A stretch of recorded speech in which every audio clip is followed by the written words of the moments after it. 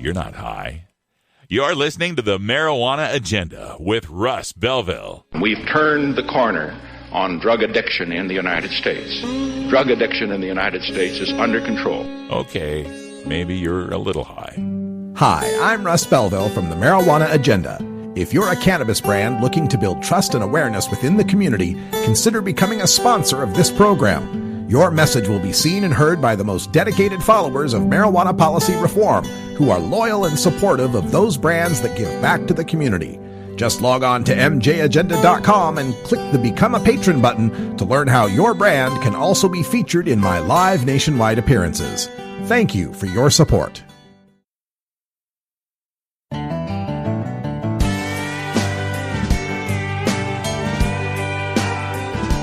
Welcome to the Midwest Cannabis Chronicle.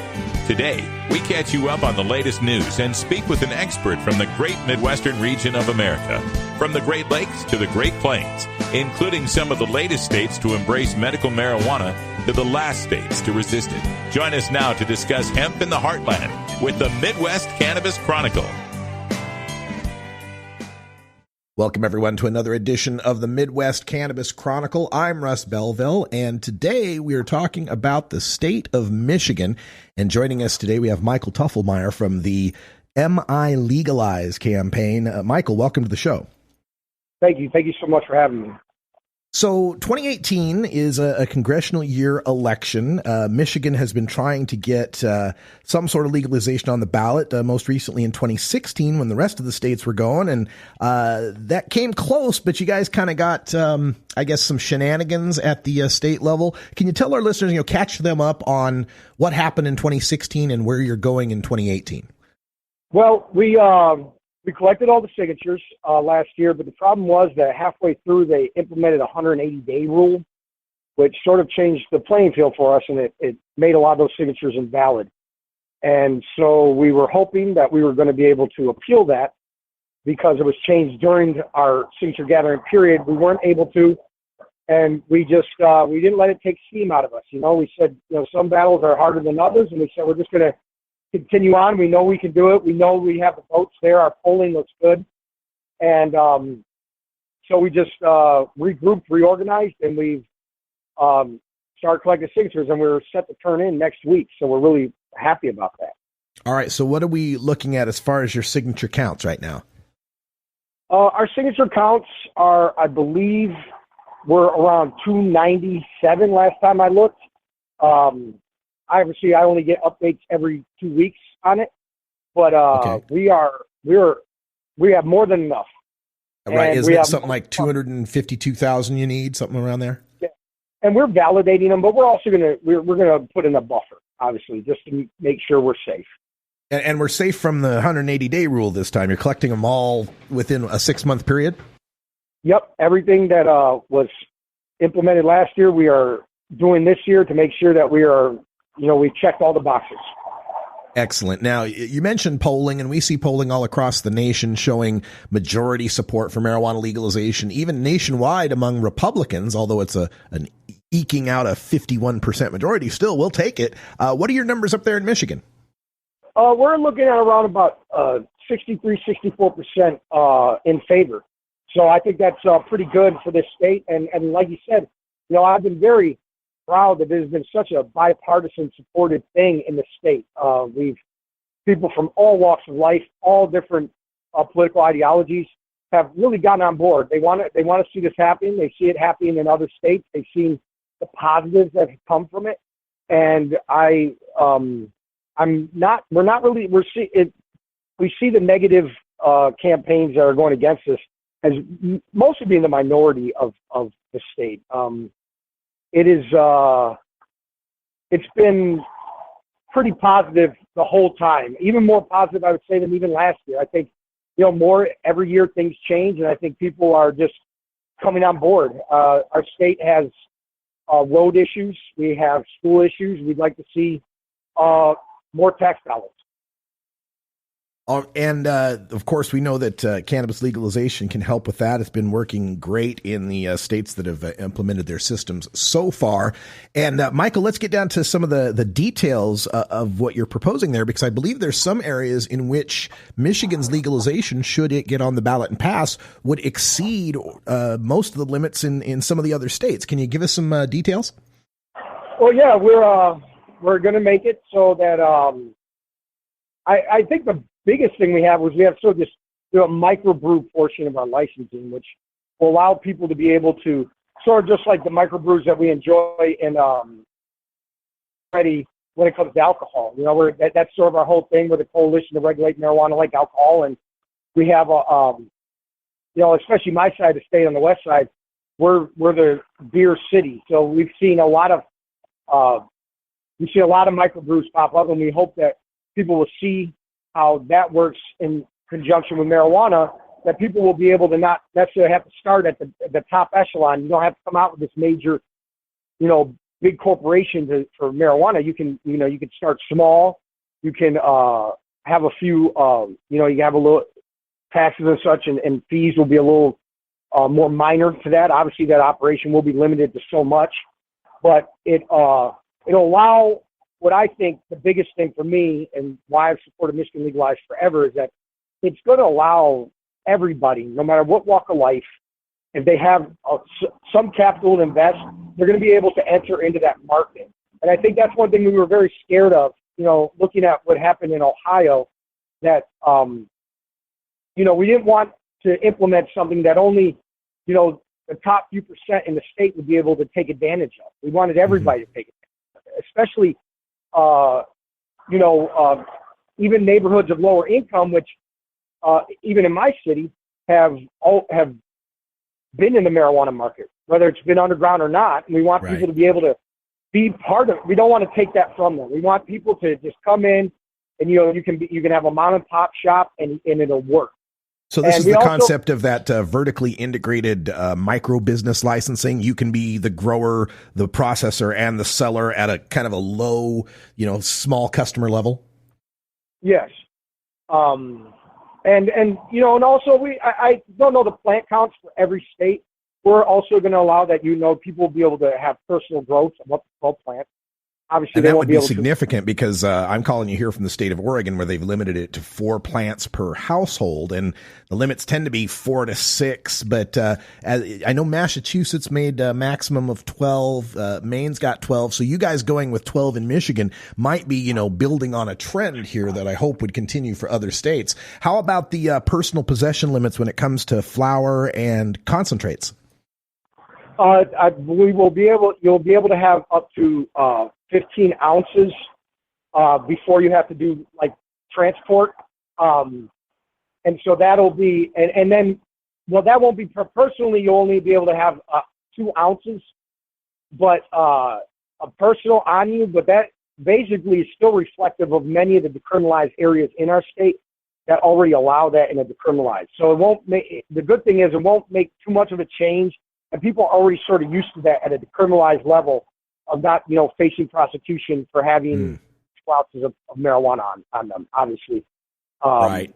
Now we're speaking with Michael Tuffelmeyer from the Regulate Michigan. And you can find them at regulatemi.org. And you also mentioned earlier the campaign to regulate marijuana like alcohol, which is the campaign name that we've heard for 4, 5, 6 of the states that MPP has been involved with. So are you guys separate groups? Are you groups working together? How does that whole political thing work out? No, we're working together. When we did it last year, we were just Michigan Legalized. And we're very proud to have MPP come on board this time because, we're stronger together than apart. And so we were able to put together, we fall under the coalition. So where Michigan Legalized has been coming in is we've been taking care of a lot of the grassroots portion of it, helping collect signatures, getting out there to, everybody on our board represents a certain city in Michigan, where they have done a lot of work themselves. So we're able to utilize our networks in our cities and help the overall coalition with, education, fundraising, places that necessarily MPP went, coming in from federal level wouldn't necessarily be able to get into the cracks and crevices that we already have existing with us, because all of us have respectfully worked on decriminalization measures, and just any kind of policy that has come in our neck of the woods, basically. Well, that's good to hear. We've told the story before of other states where there's, competing initiatives. And when I heard there was the Regulate Michigan, and then there was the campaign to regulate marijuana like alcohol, I'm like, oh no, we're not having that again, are we? But it's good to hear you're all working together up there. One other concern that we have when it comes to the legalization of marijuana is it's always taken place so far. I mean, Ohio failed to do it, but it's always taken place so far in a state that already has medical marijuana. And sometimes the folks in the medical marijuana community are concerned about the changes that will come to their side of the ledger should recreational pass. Are there any sort of regulations or guidelines you guys are working on to help protect the medical patients from having too much change occur in their program? Yeah, we just had a bipartisan supported act come through our state, MIFLA, which is the Michigan Medical Marijuana Facilities Act, and we've made sure to tailor our policy so that it won't disrupt those who are already in the business, who are moving, or we tried the best we can to tailor, because we want to, those who have already been in the industry, we want to embrace it. And I haven't really seen, there's always going to be a few outliners, but I feel that overall our law is not going to make much of a change for those who are already there, who are already doing caregiving and things of that nature. And if anything, they'll just open the door a little bit more, right? It'll just expand on the rights they already have. And so, yeah, I don't think that we have anything in there that I could see that would hurt already medical marijuana industry we have in this state. Are you confident of the ability of your legislature to implement a recreational program once legalization, should it make the ballot and pass? I mean, we're seeing in the state of Maine where they passed it in 2016 and their governor just vetoed the regulatory package. So they're going to be in limbo to like 2019. What does the legislative landscape look like for Michigan should you guys get this passed? I don't feel that we're going to have that much opposition there. I feel that people know it's coming. Obviously, our state's made some great strides in the last 10 years towards marijuana, and I feel that obviously I don't know for sure. I don't know what everybody's thinking in our house, but I have to believe that we have good lawmakers who see the writing on the wall, who see what the kind of advantage this is going to be for our state. I don't see that much blowback coming from this. I know that. I ask because I'm curious, because I have followed somewhat what Michigan's been through with the whole dispensaries issue and the edibles issue, where the Michigan Medical Marijuana Act passed, and then the legislature went and there's a whole bunch of court battles as to, well, what did it really mean? What's really legal? I'm just hoping you guys don't have to go through that when you go through your recreational program. Yeah, I hope so. That doesn't happen. I'm hopeful, and maybe that might be a little bit naive, but I think that all of us on Michigan Legalize and that's been a part of this have been lobbying their respected elected officials in their regions. And as far as I know, we haven't had a lot of anti-thoughts on this issue. And I feel that when it does come, I'm sure it might not, at the end of the day, it might not be exactly what we want, but I do believe that we're going to come to a very healthy compromise and that this will just continue to flourish in the state. All right. Sounds good to me. You've got the polling. It looks like the signatures are going well. Tell our listeners how they can get in touch with you guys if they want to make donations, get information, or volunteer. Yeah, so you can, we're Michigan Legalize. We're at MichiganLegalize.com. You can just go and we have a PayPal right on there. You can also contact the campaign, and we can, for whatever you want to do, whether you want to give money or you want to help in some way. We have someone who monitors it a lot. We're on Facebook as well, and we're very responsive. So, yep, just find us on a Google search or on Facebook. All right, Michigan legalized. Give them a look. And one final question for you, Michael. Are you guys still spelling marijuana with an H? Yes, it's spelled with an H in our law. Yeah. Okay. But someday down the line, maybe we can change all of it to cannabis. Who knows? Yeah, what it was explained to me was just basically, that's what it was in the Michigan medical marijuana. And so they just want to keep precedence on that going through. Yeah, who knows? You spell it with a J in one and an H in another, and somebody will use that as a loophole to mess up the whole thing. Michael Tuffelmeyer, thank you so much for joining us here on the Midwest Cannabis Chronicle. Good luck with Michigan Legalize, and I encourage everyone to check you out. All right, thanks so much. Have a great day. This episode was produced as part of the Marijuana Agenda with Russ Belville, the daily news and interview podcast covering the world of medical cannabis, adult marijuana, industrial hemp, and spiritual ganja. MJAgenda.com.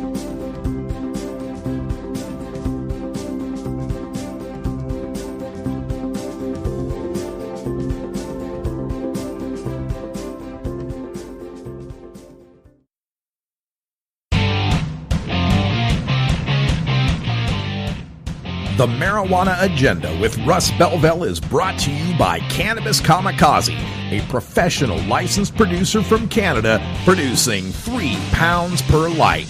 Follow Cannabis Kamikaze on Twitter at Cannabis Kamikaze. That's at Cannabis, Kamikaze.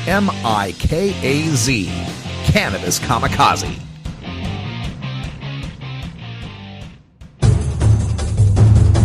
You're listening to the Marijuana Agenda with Russ Belville.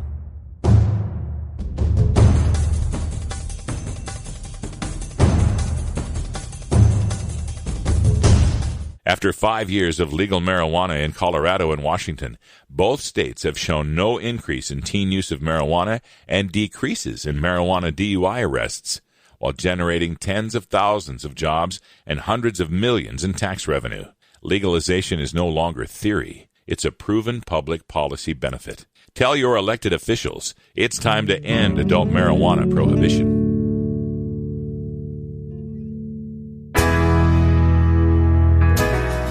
Health Cannabinoid, your ACMPR experts. Consultation services for medical cannabis. Visit healthcannabinoid.com or call 1-800-906-1383. That's www.healthcannabinoid.com or call 1-800-906-1383. Health Cannabinoid. Total war against public enemy number one. 10 federal criminal penalties for up to 1 ounce of marijuana. Marijuana is probably the most dangerous drug. Legalization is just another word for surrender. I experimented with marijuana and didn't inhale. This is not medicine. This is a Cheech and Chong show. Encourage people to use less drugs. I am ill. That was the point. I think it would be a mistake to legalize. Negative reports coming out of Colorado. People don't smoke marijuana. Once again, we have another study that's come out that's shown us what we all know, and that is alcohol is terrible, terrible, terrible when it comes to driving, and marijuana, not so much. Hardly at all, for that matter. And this study is called Cannabis, Alcohol, and Fatal Road Accidents, and it involved some researchers looking at data from France between 2001 and 2003. And they analyzed fatal accidents there of 4,059 drivers. They derived blood tests to determine their what substances were in their system, and compares drivers responsible for causing the accident. That is to say, having directly contributed to its occurrence to drivers involved in an accident for which they were not responsible.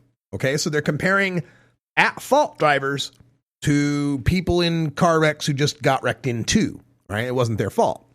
So here's what they found. The proportion of persons driving under the influence of alcohol is estimated to be 2.1%. That is to say, you go out on the roads, you got 100 drivers out there on the roads, 2 of them are driving under the influence of alcohol. The proportion of persons driving under the influence of cannabis was reported at 3.4%. Yeah, 3.4% more likely to find someone driving under the influence of cannabis. But you got to understand, when they say driving under the influence of cannabis, they mean someone for whom they can detect cannabis in their system.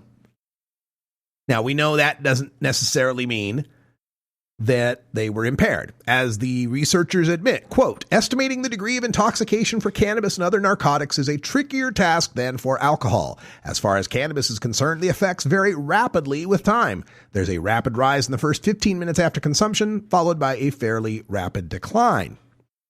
However, the active ingredient behind most of the effects of cannabis is THC. They say that metabolites don't really tell us anything. So what they were looking for the detection thresholds for cannabis metabolites, 50 nanograms in urine, 15 milligrams in saliva is standard in most jurisdictions. But what they did here is they did a look at the drivers. And like I said, they found more drivers are more likely to have pot in their system than alcohol. 2%, 2.1% for alcohol, 3.4% for cannabis. But here's what we find. When they crunch the numbers, drivers under the influence of alcohol are 17.8 times more likely to be responsible for a fatal accident, and the proportion of fatal accidents which would be prevented if no drivers ever exceeded the legal limit for alcohol is estimated to be 27.7%. So, got that? Under the influence of alcohol, almost 18 times more likely to cause a wreck. And if we could stop people from driving under the influence of alcohol, we could save over 1 out of 4 people. We could prevent more than 1 out of 4 fatal accidents. 1 out of 4. Now, the researchers also say drivers under the influence of cannabis multiply their risk of being responsible for causing a fatal accident by 1.65 times. 1.65 times. 65% more likely, as compared to the 1,780 times more likely, right? With the, yeah. So there is, according to these researchers, a increased risk that you're going to cause a wreck if you're under the influence of cannabis. You're going to cause it, more likely. But the proportion of fatal accidents which would be prevented if no drivers ever drove under the influence of cannabis is estimated to be 4.2%. Okay, so if we stopped all drinking drivers, we could end 1 out of 4 fatal wrecks. If we stopped all stone drivers, we could end 1 out of 25. And yet, when it comes to public policy, all the states that are legalizing, all the states that are considering it, continue to want to push for these policies of per se DUIDs or zero tolerance when it comes to cannabis and driving. And they do not seem to be pursuing any of the same strategies for alcohol. And I just don't understand this. We're in a situation right now where we have a blood alcohol content of 0.08 all across the United States that recognizes that you're too drunk to drive. By having that 0.08, we are accepting that there is a certain amount of impairment that we're cool with. We're fine with it. Like, yeah, you know, judge yourself. Go over to the building where you're allowed to drink and drive your car and park it in the parking lot. Go inside, drink a bunch of booze, and we'll trust you to evaluate yourself as to whether or not you should get behind the wheel and drive yourself home. We trust you, right? Now, with that being our current paradigm, with that being the standard in America, 0.08, we're talking about thousands, tens of thousands of fatal accidents every year. And this study showing that if we eliminated all drinking and driving, we could eliminate 1 out of 4 of those accidents. So where are these prohibitionists when it comes to alcohol and calling for there to be zero tolerance? Why do we have a 0.08? Why not a zero tolerance? Now, I'm not necessarily for that. And I do understand that what I'm getting at here is a little bit of what we now call whataboutism. right? When they say, well, Bush or Trump did this and this and this, they say, oh, well, what about what Clinton did, right? So you could deflect from what Trump did. And our opponents claim that we do that too. Whataboutism. But see, here's the thing.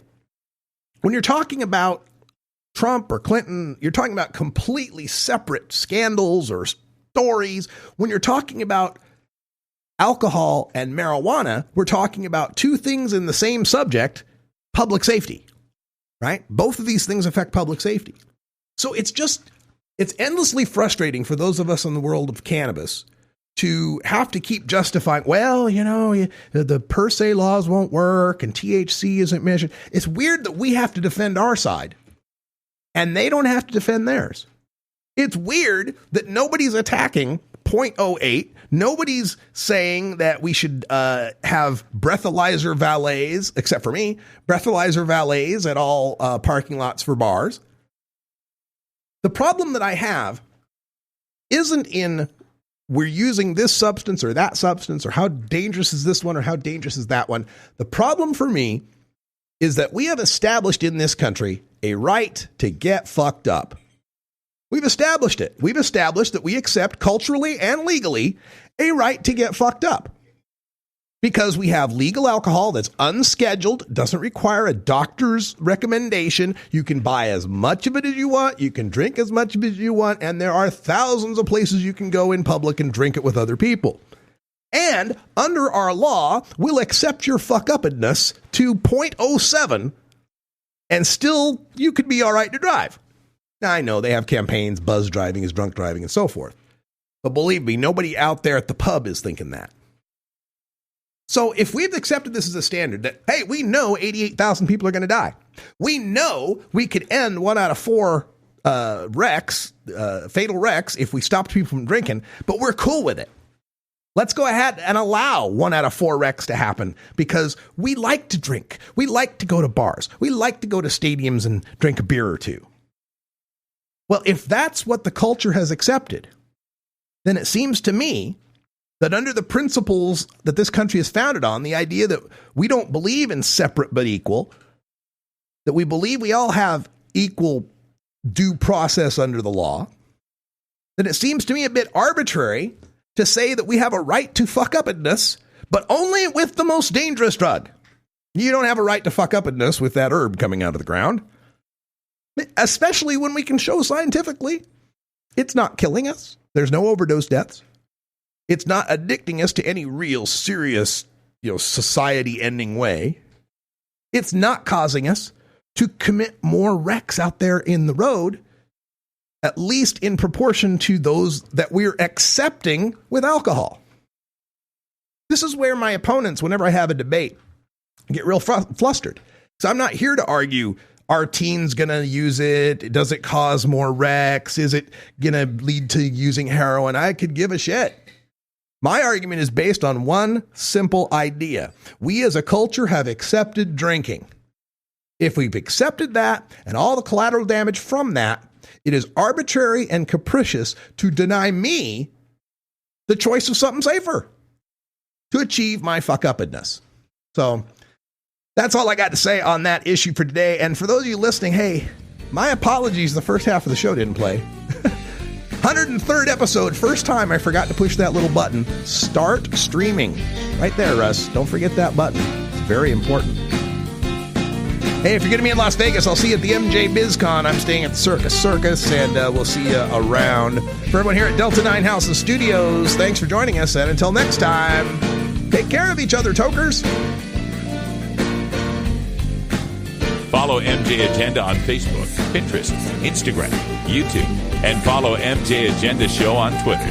Learn more at mjagenda.com. You take a seed, you plant it, you grow it, you dry it, you roll it, you smoke it. You take a seed, you plant it, you grow it, you dry it, you roll it, you smoke it. You take a seed, you plant it.